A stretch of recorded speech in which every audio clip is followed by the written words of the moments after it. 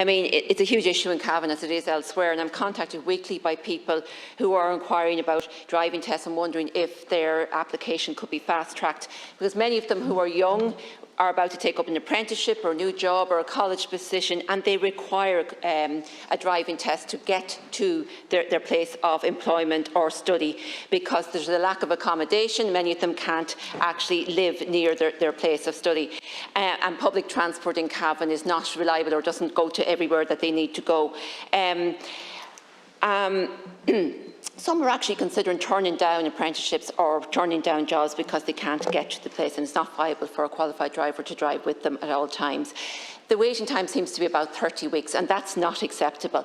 I also come across one young man who applied on the 14th of March. He waited 30 weeks. An email was sent then to the family email at the beginning of October. He missed the email because it was so long and he wasn't just checking his emails on a regular basis. Why can a text message not be sent to say, please check your email for your emails for a response from the RSA?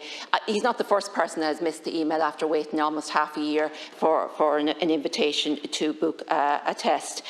And basically it's down to the failure of workforce planning. We knew that there was going to be a backlog after COVID, yet there were additional 30 testers announced in July of 22. They weren't deployed until March of 23.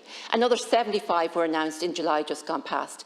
Actually, sorry, in April gone past. They won't actually be deployed until the end of this year. What is the hold-up in this? This is causing a huge problem. There's a backlog, as we know already, but there's also a 28% increase in those applying for the test. So why aren't testers being put in place much sooner than this, waiting up to 9 months before they're actually deployed? There's also an issue with cancellation of tests in my area at very short notice, sometimes within 24 hours. And there seems to be no official channel for reimbursement of expenses for driving test candidates, or indeed for driver instructors who commit their time and their vehicle to pupils for hire for the driving test when it is cancelled at very short notice. So something else that needs to be addressed. Thank you. Thank you, Deputy Tully.